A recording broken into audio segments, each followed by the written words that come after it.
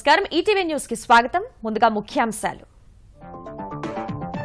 ఏపీలో 25 లోక్సభ స్థానాలకు తెలుగుదేశం అభ్యర్థుల ప్రకటన. నర్సరావుపేటకు రాయపాటి, బాపట్లకు మాల్యాద్రి, 4 వారసులకు చోటు. పెండింగ్ లో ఉన్న అసెంబ్లీ స్థానాలకు అభ్యర్థుల జాబితా విడుదల. 13 మంది సిట్టింగులకు మొండి చెయ్యి. మొత్తం 46 మంది బీసీలకు అవకాశం. లోక్సభ ఎన్నికలకు కాంగ్రెస్ 5వ జాబితా విడుదల. తెలుగు రాష్ట్రాల్లో 30 స్థానాలకు అభ్యర్థుల ప్రకటన. తెలంగాణ బరిలో సీనియర్లు. ఏపీలో ప్రచార జోరు పెంచిన అగ్రనేతలు. నేడు అనంత, కర్నూలు జిల్లాల్లో చంద్రబాబు సభలు. 3 జిల్లాలు చుట్టేయనున్న జగన్మోహన్ రెడ్డి. నేడు నిజామాబాద్ లో కేసీఆర్ ప్రచారం. తెలంగాణలోని 16 నియోజకవర్గాల్లో సభలకు ప్రణాళికలు. అధికార విపక్షాల మధ్య తీవ్రమైన మాటల యుద్ధం. నాటకీయ పరిణామాల మధ్య కొలువు తీరిన గోవా సర్కార్. అర్ధరాత్రి సీఎంగా ప్రమోద్ సవాంగ్ ప్రమాణ స్వీకారం. 11 మందికి మంత్రులుగా అవకాశం. ఎరిక్సన్ కేసులో అనిల్ ను ఆదుకున్న ముఖేష్ అంబానీ. గడువుకు ముందే 550 కోట్లు చెల్లించిన ఆర్కామ్. అన్నకు కృతజ్ఞతలు చెప్పిన తమ్ముడు.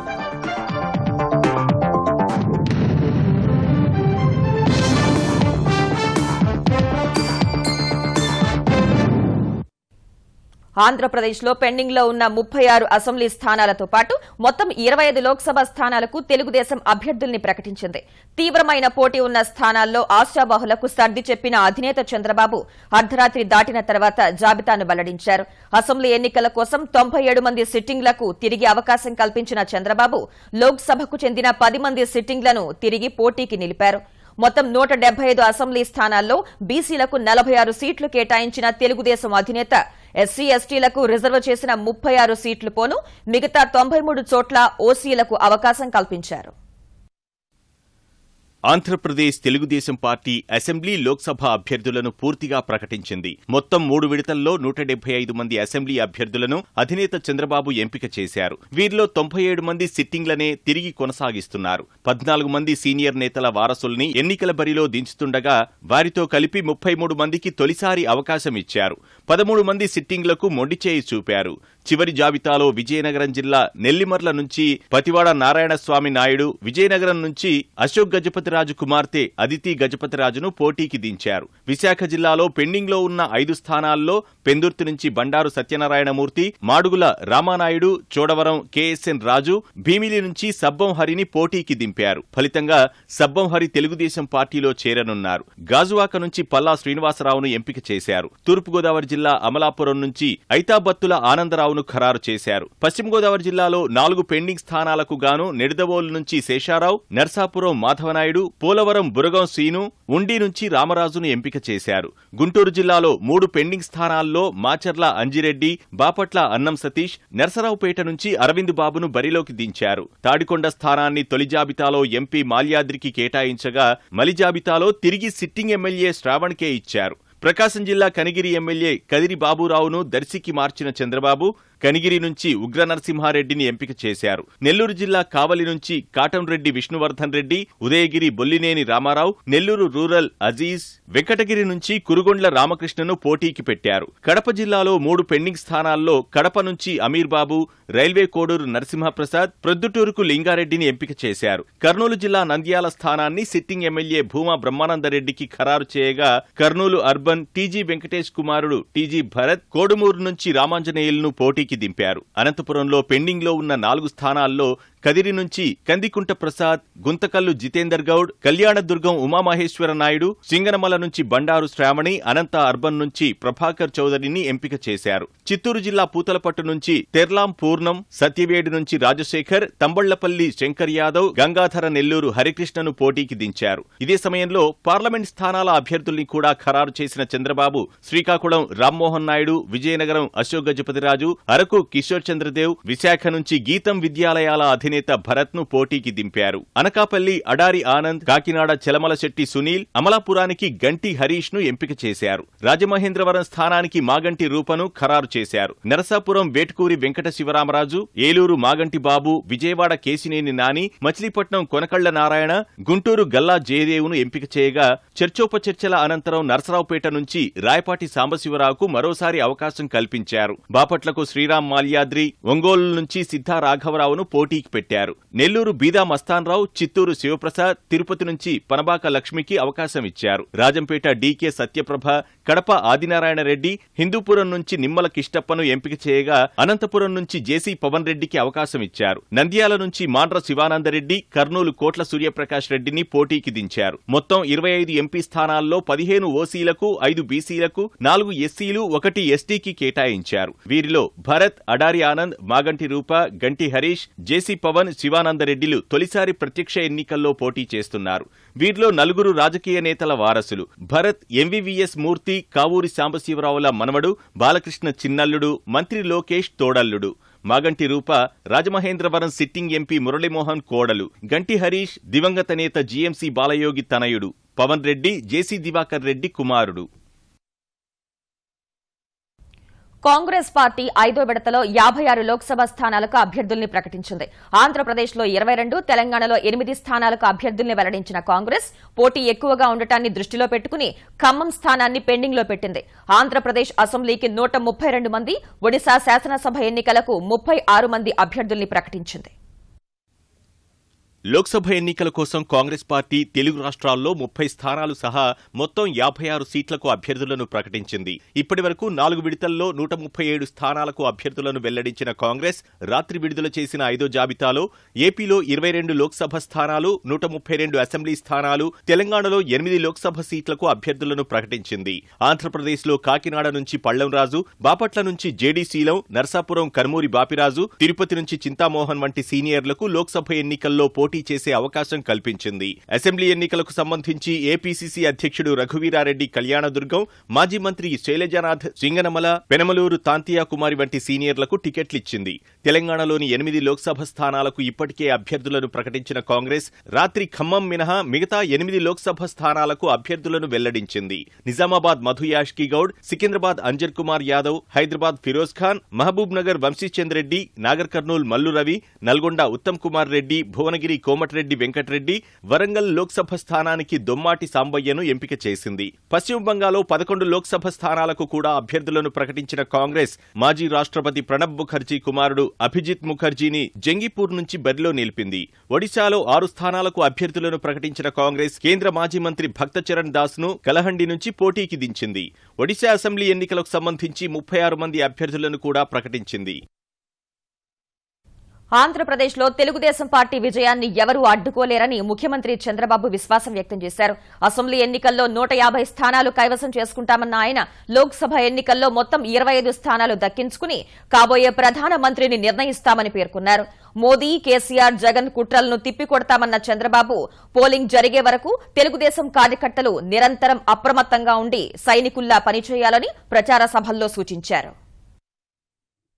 ఎన్నికల ప్రచారంలో భాగంగా సుడిగాలి పర్యటనలు చేస్తున్న తెలుగుదేశం అధినేత చంద్రబాబు విజయవాడ వేదికగా పసుపు శ్రేణుల సన్నద్ధత సమావేశంలో పాల్గొని 5 ఏళ్లలో చేసిన అభివృద్ధిని వివరిస్తూనే విపక్షాలపై పదునైన విమర్శలు ఎక్కుపెట్టారు. తెలుగుదేశానికి బీసీలే అతిపెద్ద బలమన్న చంద్రబాబు వారికి న్యాయం చేసింది తమ పార్టీనని పునరుద్ఘాటించారు.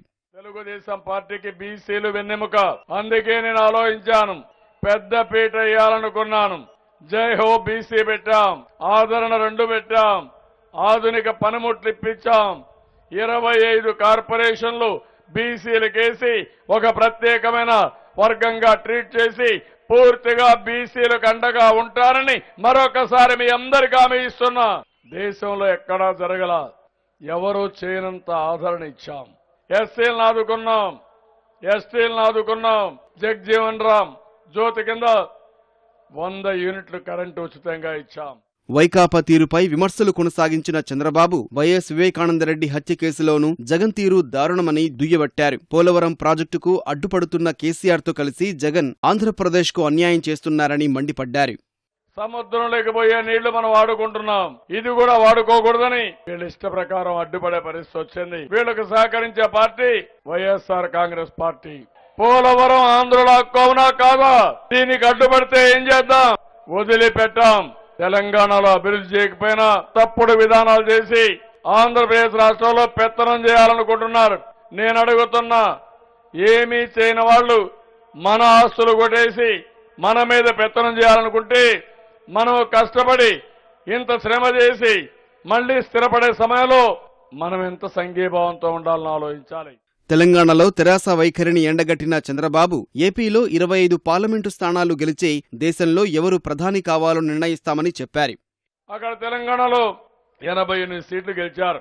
మన వాళ్ళు ఇద్దరు గెలిస్తే ఒకరు తీసుకున్నారు, కాంగ్రెస్ వాళ్ళని లాగేసుకున్నారు. అక్కడ ఏదో ప్రత్యామ్నాయమైనట్టు 16 అసెంబ్లీ పార్లమెంట్లు మేమే గెలుస్తామని, ఆ 16తో దేశంలో చక్రం తిప్పుతామని విర్రవీగే పరిస్థితికి వచ్చారు. నేను అడుగుతున్నా, మీకు 17 ఉన్నాయి, మాకు 25 పార్లమెంటు సీట్లున్నాయి. 25కు 25 పార్లమెంటు సీట్లు గెలిచి దేశంలో ఎవరు ప్రధానమంత్రి కావాలో మనం నిర్ణయిద్దాం. మనకు న్యాయం చేపిద్దాం, విభజన హామీలు నెరవేర్చుకుందాం, ప్రత్యేక హోదా సాధిద్దాం. వంగవీటి రాధాకృష్ణ ఆంధ్రప్రదేశ్ మొత్తం తిరిగి స్టార్ క్యాంపెయినర్ గా ప్రచారం చేస్తారని చంద్రబాబు చెప్పారు. ఇవాళ అనంతపురం, కర్నూలు జిల్లాల్లో చంద్రబాబు ప్రచారం చేయనున్నారు.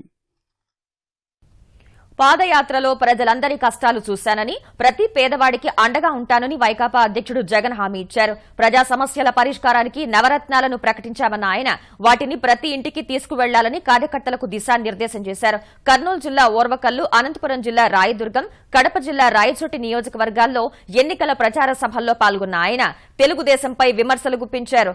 ఆరోగ్యశ్రీ పథకాన్ని ప్రభుత్వం నీరుగార్చిందన్న జగన్ చంద్రబాబు ఇచ్చే 3,000 రూపాయలకు ఓట్లు అమ్ముకోవద్దని సూచించారు. మరో 4 రోజుల్లో మేనిఫెస్టో విడుదల చేస్తామన్న ఆయన అధికారంలోకి వస్తే ప్రజా సంక్షేమమే లక్ష్యంగా పనిచేస్తామన్నారు. చంద్రబాబు మళ్లీ అధికారంలోకి వచ్చేందుకు హత్య రాజకీయాలు ప్రోత్సహిస్తున్నారని ఆరోపించారు. నేడు పశ్చిమ గోదావరి జిల్లా పోలవరం, కృష్ణా జిల్లా అవనిగడ్డ, గుంటూరు జిల్లా వేమూరులో నిర్వహించే సభల్లో జగన్ పాల్గొంటారు. యుద్ధం జరుగుతా ఉంది అంటే ఆ యుద్ధం ఒక్క చంద్రబాబు నాయుడు గారు ఒక్కరితోనే కాదు, యుద్ధం జరుగుతా ఉంది. ఇవాళ యుద్ధం జరుగుతా ఉంది అంటే ధర్మానికి అధర్మానికి మధ్య ఇవాళ యుద్ధం జరుగుతా ఉంది, న్యాయానికి అన్యాయానికి యుద్ధం జరుగుతా ఉంది. చంద్రబాబు నాయుడు గారు ఎన్నికలప్పుడు 3,000 రూపాయల డబ్బులు చేతిలో పెడితే మోసపోవద్దక్క అని చెప్పి ఆకలి చెప్పండి. తెలంగాణలోని 16 లోక్సభ స్థానాల్లో గెలుపే లక్ష్యంగా గులాబీ దళపతి కేసీఆర్ 16 బహిరంగ సభల్లో పాల్గొనాలని నిర్ణయించారు. కరీంనగర్ నుంచి ఎన్నికల శంఖారావాన్ని పూరించిన కేసీఆర్ మిగతా చోట్ల ప్రచారానికి ప్రణాళికలు సిద్దం చేసుకున్నారు. నేడు నిజామాబాద్ సభలో పాల్గొనున్న తెరాస అధినేత నామినేషన్ల ఘట్టం ముగిసిన తర్వాత పూర్తి స్థాయిలో ప్రచార పర్వంలోకి దిగనున్నారు. ఆదిలాబాద్ నియోజకవర్గంలో 2 చోట్ల సమావేశాలు జరిపే ఆలోచనలో ఉన్నారు. సికింద్రాబాద్ పరిధిలో కేసీఆర్ సభ ఉండకపోవచ్చునని తెరాస నేతలు చెబుతున్నారు. రేపటి నుంచి అభ్యర్థులు నామినేషన్ల ప్రక్రియలో నిమగ్నమయ్యే అవకాశం ఉన్నందున నామినేషన్ల ఘట్టం ముగిసిన తర్వాత కేసీఆర్ సభలు ఊపందుకోనున్నాయి. ప్రతి సభకు కనీసం 2 లక్షల మంది హాజరయ్యేలా ఏర్పాట్లు చేయాలని మంత్రులు, ఎమ్మెల్యేలు, ఎంపీలకు ఇప్పటికే దిశానిర్దేశం చేశారు. గ్రేటర్ హైదరాబాద్ పరిధిలో ప్రచార బాధ్యతలను తెరాస కార్యనిర్వాహక అధ్యక్షుడు కేటీఆర్ భుజాన వేసుకున్నారు. సికింద్రాబాద్, మల్కాజ్గిరి, చేవెళ్ల పార్లమెంట్ నియోజకవర్గాల్లో కేటీఆర్ రోడ్ షోలు, సమావేశాలు నిర్వహించనున్నారు. తెలంగాణను దేశంలోనే అగ్రగామిగా నిలబెట్టేందుకు నిర్విరామంగా కృషి చేస్తున్నామని తెరాస కార్యనిర్వాహక అధ్యక్షుడు కేటీఆర్ తెలిపారు. లోక్సభ ఎన్నికల ప్రచారంలో భాగంగా హైదరాబాద్ నాగోల్లో నిర్వహించిన భువనగిరి పారిశ్రామిక ప్రగతి నివేదన సభకు హాజరైన కేటీఆర్ ఆలేరు, భువనగిరి ప్రాంతాలకు గోదావరి జలాలు తెస్తామన్నారు. 2,000 కోట్లతో యాదాద్రి దేవాలయాన్ని ప్రసిద్ధ పుణ్యక్షేత్రంగా తీర్చిదిద్దుతున్నామన్న ఆయన కేంద్రంలో చక్రం తిప్పేది ప్రాంతీయ పార్టీలే అని తేల్చి చెప్పారు. రాబోయే ఎన్నికల్లో భాజపాకు భంగపాటు తప్పదన్న కేటీఆర్ కాంగ్రెస్, భాజపా కలిసి పోటీ చేసినా గెలిచే పరిస్థితి లేదని ఎద్దేవా చేశారు. కేసీఆర్ లేవనెత్తిన జాతీయ అంశాలపై కాంగ్రెస్, భాజపా సమాధానం ఇవ్వకుండా వ్యక్తిగత విమర్శలకు దిగుతున్నాయని ఆరోపించారు. ప్రజాస్వామ్యాన్ని పరిహసించేలా, ప్రజాప్రతినిధుల్ని కించపరిచేలా మాట్లాడడం తగదని ప్రతిపక్షాలకు హితవు పలికారు. 2 ఎంపీలతోనే తెలంగాణ తీసుకొచ్చిన కేసీఆర్ గారు 16 మంది ఎంపీలను తెలంగాణ ప్రజలు ఆయన చేతుల్లో పెడితే ఏమేం సాధించుకోవచ్చో నిన్ననే విడమర్చి చెప్పడం జరిగింది. కేసీఆర్ గారు లేవనెత్తిన ప్రశ్నలకు సమాధానం చెప్పలేక కేసీఆర్ గారి మీద వ్యక్తిగతమైన దూషణలు ఇవి కాంగ్రెస్ పార్టీ ఈరోజు ఒక అలవాటుగా మార్చుకున్నది. ఈ రకంగా మాట్లాడి ప్రజాస్వామ్య వ్యవస్థకే కలంకం తెచ్చే విధంగా, ప్రజాస్వామ్యంలో గౌరవ ప్రజాప్రతినిధులు అంటేనే ప్రజల్లో ఒక చులకన భావం ఏర్పడే విధంగా చిల్లర మల్లర విమర్శలు చేయడం మానేసి ఆత్మవిమర్శ చేసుకోవాలని చెప్పి నేను కోరుతా ఉన్నా కాంగ్రెస్ పార్టీ మిత్రులకు. విభజన హామీలను సాధించలేని తెలంగాణ ఎంపీలకు మరోసారి ప్రజలు ఎందుకు ఓటు వేయాలో ముఖ్యమంత్రి కేసీఆర్ చెప్పాలని కాంగ్రెస్ ఎమ్మెల్సీ షబీర్ అలీ డిమాండ్ చేశారు. కరీంనగర్ సభలో జాతీయ రాజకీయాలపై కేసీఆర్ చేసిన వ్యాఖ్యలను తప్పుపట్టిన ఆయన గతంలో కరీంనగర్ కు ఇచ్చిన హామీలపై ఏం సమాధానం చెప్తారని ప్రశ్నించారు. 5 ఏళ్లుగా 15 మంది ఎంపీల మద్దతు ఉన్న నిజామాబాద్ పసుపు బోర్డును, కాళేశ్వరం జాతీయ హోదాను సాధించలేదని షబ్బీర్ అలీ గుర్తు చేశారు. కేసీఆర్ కు దమ్ముంటే ఖమ్మం లోక్సభ ఎన్నికలో పోటీ చేయాలని, ఖమ్మం ప్రజలే తగిన బుద్ధి చెప్తారని అన్నారు. ప్రజలకు మభ్యపెట్టి అబద్దాలు చెప్పే ప్రయత్నం చేసినారు. నేను ముఖ్యమంత్రికి సూటిగా ప్రశ్నిస్తున్నాను. జాతీయ పార్టీ పెట్టు, స్వాగతిస్తాం, మంచిదే. ఫెడరల్ ఫ్రంట్ ఏమైంది, దాని గురించి ప్రజలకు వివరణ చెప్పాలా? అది ఉందా పోయిందా? ఇప్పుడు జాతీయ పార్టీ పెట్టి ఏం చేయాలనుకుంటావు? ఈ ఎలక్షన్స్ దేశమంతా ఉన్నాయి. ఇప్పుడే చేయాలా పోటీ చేస్తే? తెలంగాణ తరహా పాలనను దేశానికి అందిస్తామని కేసీఆర్ చేసిన వ్యాఖ్యలపై భారతీయ జనతా పార్టీ తెలంగాణ అధ్యక్షుడు లక్ష్మణ్ మండిపడ్డారు. ఫామ్ హౌస్ కే పరిమితమయ్యే కేసీఆర్ ఇదే తరహా పాలనను దేశవ్యాప్తంగా తీసుకొస్తారా అని లక్ష్మణ్ ప్రశ్నించారు. కేసీఆర్ కుటుంబ పాలన నుంచి విముక్తి కోసం ప్రజలు సిద్దంగా ఉన్నారని, లోక్సభ ఎన్నికలతో గుణాత్మక మార్పు వస్తుందని లక్ష్మణ్ అన్నారు. ప్రజలు ఇచ్చినటువంటి తీర్పును పూర్తిగా వమ్ము చేసి రంగులు మార్చే ఊసర వెళ్లి సైతం కూడా సిగ్గుతో తలవంచుకునే విధంగా పార్టీ ఫిరాయింపులను ప్రోత్సహిస్తూ మీరు ఏదో దేశాన్ని ఉద్ధరిస్తామని చెప్పి మాట్లాడు. పార్టీ ఫిరాయింపులో నంబర్ 1 ఏ రాష్ట్రంలో లేని విధంగా వనరులు ఉన్నటువంటి రాష్ట్రము అప్పుల ఊబిలోకి నెట్టేసి 2 లక్షల పై చిలుకు కోట్లు అప్పులు చేసిన దానికి ఇవాళ నంబర్ 1 గా మీరు అభివర్ణిస్తున్నారా? తెలంగాణలో సార్వత్రిక ఎన్నికలను పకడ్బందీగా నిర్వహించేందుకు ఎన్నికల సంఘం పటిష్ట ఏర్పాట్లు చేస్తోంది. సున్నితమైన సమస్యాత్మక ప్రాంతాలపై ప్రత్యేకంగా దృష్టి సారించిన ఈసీ తీవ్రవాద ప్రభావిత ప్రాంతాల్లో ముందు జాగ్రత్త చర్యలు చేపట్టింది. తెలంగాణలోని 17 లోక్సభ నియోజకవర్గాలపై 61 మంది ఎన్నికల పరిశీలకులు డేగ కన్నువేసి పరిస్థితిని నిశితంగా గమనిస్తున్నారు. శాసనసభ ఎన్నికల అనుభవాల దృష్ట్యా సమస్యాత్మక ప్రాంతాలపై ఎన్నికల అధికారులు దృష్టి కేంద్రీకరించారు. లోక్సభ ఎన్నికల భద్రత కోసం తెలంగాణకు 145 కంపెనీల కేంద్ర బలగాలను కేటాయించగా ఇప్పటికే 60 కంపెనీల బలగాలు చేరుకున్నాయి. 13 శాసనసభ నియోజకవర్గాల్లో వామపక్ష తీవ్రవాద ప్రభావం ఎక్కువగా ఉన్నట్లు గుర్తించిన అధికారులు సరిహద్దు రాష్ట్రాల పోలీస్ అధికారులతో సంప్రదింపులు జరుపుతూ ముందు జాగ్రత్తలు తీసుకుంటున్నారు. ఎన్నికల ఖర్చు అధికంగా ఉండే నియోజకవర్గాలపై కూడా అధికారులు దృష్టి పెట్టారు. రాజకీయంగా సున్నితమైన ప్రాంతాలపై దృష్టి సారించిన ఈసీ తీవ్ర పోటీ ఉన్న నియోజకవర్గాల్లో ఉత్పన్నమయ్యే పరిస్థితుల్ని అంచనా వేస్తోంది. ఆంధ్రప్రదేశ్లో జరిగే ఎన్నికలపై కేంద్ర ఎన్నికల సంఘం ప్రత్యేక దృష్టి సారించింది. ఇప్పటికే లోక్సభ, శాసనసభ నియోజకవర్గాల పరిశీలనకు ప్రత్యేక అధికారుల్ని నియమించిన ఈసీ 67 అసెంబ్లీ నియోజకవర్గాలను సమస్యాత్మక ప్రాంతాలుగా గుర్తించింది. ఈ ప్రాంతాల్లో ప్రత్యేక పర్యవేక్షణ కోసం 67 మంది ఐపీఎస్ అధికారుల్ని పంపనుంది. దేశంలోనే అత్యంత ఎక్కువ ఖర్చు చేసే రాష్ట్రంగా ఆంధ్రప్రదేశ్ ను గుర్తించిన ఈసీ నగదు ప్రవాహానికి అడ్డుకట్ట వేసేందుకు ప్రత్యేక చర్యలు చేపట్టనుంది. 116 అసెంబ్లీ నియోజకవర్గాలను ఎక్కువ ఖర్చు అయ్యే ప్రాంతాలుగా గుర్తించింది. ఇప్పటికే 25 పార్లమెంట్ నియోజకవర్గాలకు 25 మంది ఐఆర్ఎస్ అధికారుల్ని, 175 అసెంబ్లీ నియోజకవర్గాలకు 77 మంది కస్టమ్స్, ఆదాయ పన్ను శాఖ అధికారుల్ని కేంద్ర ఎన్నికల సంఘం నియమించింది. వైఎస్ వివేకానందరెడ్డి హత్య కేసులో అనుమానితుడిగా భావిస్తున్న పరమేశ్వర్ రెడ్డిని ప్రత్యేక దర్యాప్తు బృందం అధికారులు తిరుపతిలో అరెస్ట్ చేశారు. కడప నుంచి తిరుపతికి వెళ్లిన సిట్ అధికారులు పరమేశ్వర్ రెడ్డిని అదుపులోకి తీసుకుని విచారణ కోసం వెంట తీసుకెళ్లారు. వివేకానందరెడ్డి హత్య జరిగిన రోజు నుంచి పులివెందులలో కనిపించకుండా పోయిన పరమేశ్వర్ రెడ్డిపై సిట్ అధికారులు అనుమానం వ్యక్తం చేస్తున్నారు. హృద్రోగ సమస్యలతో పరమేశ్వర్ రెడ్డి తిరుపతిలోని ఓ ప్రైవేట్ ఆసుపత్రిలో చికిత్స పొందుతున్నట్లు గుర్తించారు. అయితే తమపై వస్తున్న హత్యారోపణలను ఖండించిన పరమేశ్వర్ రెడ్డి కుటుంబ సభ్యులు వైఎస్ వివేక హత్య కేవలం ఇంటి దొంగల పనేనని ఆరోపించారు. వివేక హత్యతో తమ కుటుంబానికి ఏం సంబంధం లేదని పోలీసులు నిజానిజాలు తేల్చాలని కోరారు. దర్యాప్తులో భాగంగా పరమేశ్వర్ రెడ్డిపై పలు సందేహాలు వస్తుండటం వల్ల ఆయన్ను అరెస్ట్ చేసి కడపకు తరలించారు. ఈ కేసులో కడప మాజీ ఎంపీ అవినాష్ రెడ్డిని సోమవారం పోలీసులు విచారించారు. న్యూజిలాండ్లో ఓ ఉగ్రవాది సృష్టించిన నరమేధాన్ని ప్రపంచం మరువక ముందే నెదర్లాండ్స్లో మరోసారి తుపాకీ గర్జించింది. నెదర్లాండ్స్లోని యుట్రెచ్ నగరంలో ట్రామ్ రైలుపై ఓ దుండగుడు జరిపిన కాల్పుల్లో 3 మరణించగా 9 మంది గాయపడ్డారు. క్షతగాత్రుల్లో 3 పరిస్థితి విషమంగా ఉందని అధికారులు తెలిపారు. రద్దీగా ఉండే కూడలి వద్ద జరిగిన ఈ దాడిని ఉగ్రదాడిగా భావిస్తున్నారు. కాల్పులకు పాల్పడినట్లుగా భావిస్తున్న ప్రధాన అనుమానితుడిని అరెస్ట్ చేశామని, అతడిని టర్కీకి చెందినవాడిగా గుర్తించామని నెదర్లాండ్స్ ఉగ్రవాద నిరోధక విభాగం అధిపతి పీటర్ జాబ్ తెలిపారు. ఈ ఘటన వెనుక ఉగ్ర లక్ష్యాన్ని విస్మరించలేమన్న నెదర్లాండ్స్ ప్రధాని మార్క్ విమానాశ్రయాలు, కీలక భవనాల వద్ద భద్రత అప్రమత్తం చేశామని తెలిపారు.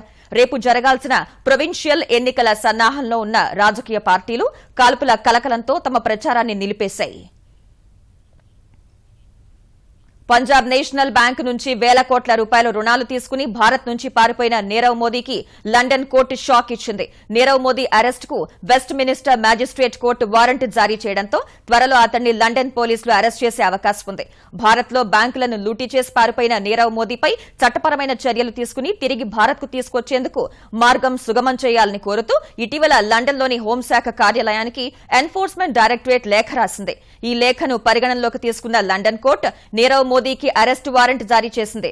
నీరవ్ మోదీ ప్రస్తుతం లండన్లో వజ్రాల వ్యాపారం చేస్తున్నారంటూ ఇటీవల ఓ పత్రికలో కథనం ప్రచురితం కాగా భారత్ తీసుకొచ్చేందుకు అధికారులు చర్యలు ముమ్మరం చేశారు. గోవా ముఖ్యమంత్రి మనోహర్ పారికర్ మరణం తర్వాత నెలకొన్న ఉత్కంఠకు తెరదించుతూ సభాపతిగా ఉన్న ప్రమోద్ సావంత్ నూతన ముఖ్యమంత్రిగా ప్రమాణ స్వీకారం చేశారు. అర్ధరాత్రి 2 గంటల సమయంలో రాజ్భవన్లో గవర్నర్ మృదులా సిన్హా ప్రమోద్ సావంత్ చేత ప్రమాణ స్వీకారం చేయించారు.